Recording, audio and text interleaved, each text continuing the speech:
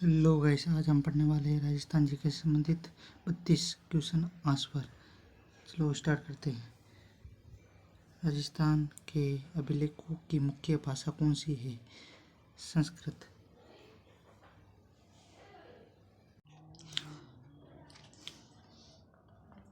राजस्थान के अभिलेखों की प्रमुख शैलियाँ गद्य और पद्य। राजस्थान के अभिलेखों में प्रयुक्त लिपि महाजनी व हर्षलिपि।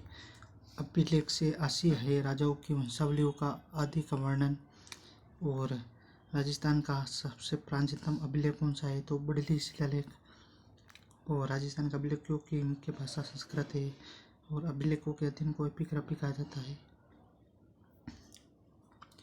और राजस्थान के सबसे प्राचीन अभिलेख बड़ली शिलालेख। और राजस्थान बड़ली का शिलालेख वर्तमान में कहाँ सुरक्षित है? अजमेर में। बड़ली का शिलालेख पंडित गौरशंकर हीराचंद ओझा को मिला पिलोथ मंदिर में।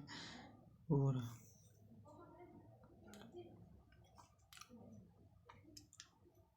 बड़ली के शिलालेख किस लिपि में उत्कीर्ण किया गया? ब्राह्मी लिपि में।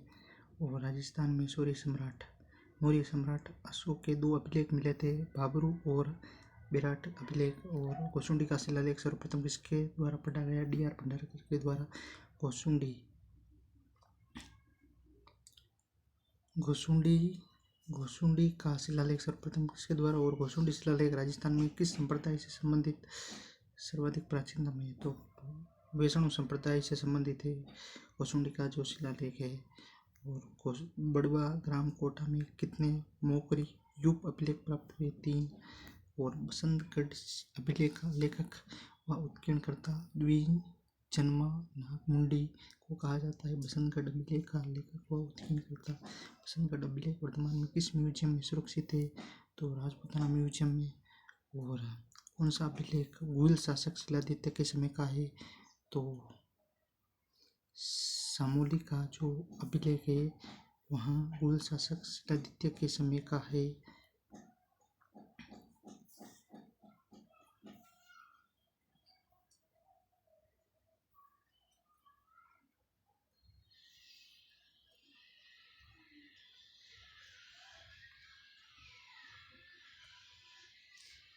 और किस अभिलेख को कर्नल टोड द्वारा इंग्लैंड ले जाते समय समुद्र में फेंक दिया? मानमोरी का लेख। और कर्णसभा अभिलेख में शिलालेख में किस मौर्य वंशी शासक का वर्णन मिलता है? धवल शासक का। और साक्ष्यों की प्रशस्ति जयपुर के रचयिता कौन है? कर्णिक भानु। और किस अभिलेख में मग जाति के ब्राह्मणों का अभिलेख हुआ है? घाटियाला अभिलेख में मग जाति के ब्राह्मणों का उल्लेख हुआ है। और घटियाला के शिलालेख में के रचयिता उत्कीर्णकर्ता मग कृष्णेश्वर है। और 22वां क्वेश्चन, सहारनेश्वर प्रशस्ति कहाँ से लगी या कहाँ लगी मिली है? सहारनेश्वर शिवालय में। और 23वां प्रश्न, नाथ प्रशस्ति किस मंदिर से प्राप्त हुई? लकुलिश मंदिर से। और नाथ प्रशस्ति के रचयिता आम्रकवि को कहा जाता है। हर्षनाथ की प्रशस्ति में किस राजवंश का वर्णन मिलता है? चौहान राजवंश का। और किस प्रशस्ति में वागड़ को वारगट कहा जाता है? हर्षनाथ प्रशस्ति में।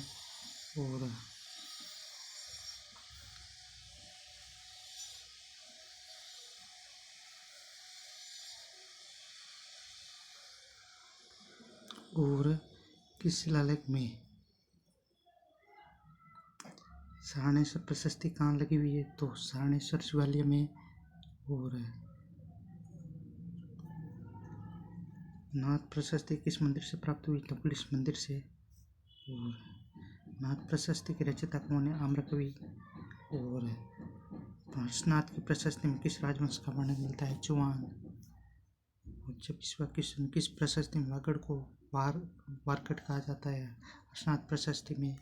इस लेख में परमाणु की उत्पत्ति ऋषि वशिष्ठ के आबू यज्ञ से बताई गई है।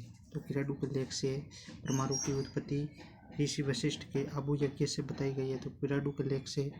और किस शिलालेख में सांबर व अजमेर के चौहानों को गोत्रीय ब्राह्मण बताते हुए उनकी वंशावली वर्णित की है? बिचौलिया शिलालेख से। और बिचौलिया शिलालेख के रचयिता गुणभद्र।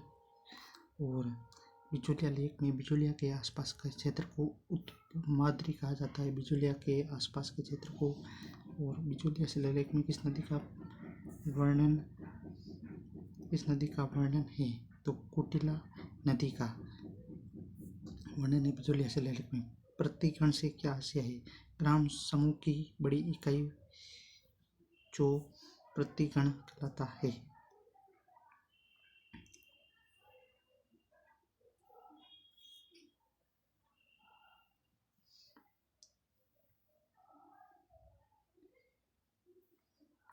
ऐसे ही मज़ेदार और इंटरेस्टिंग जीके जीएस क्लासेस पढ़ने के लिए आप हमारे चैनल को सब्सक्राइब करो, बेल आइकन पर क्लिक करो। धन्यवाद।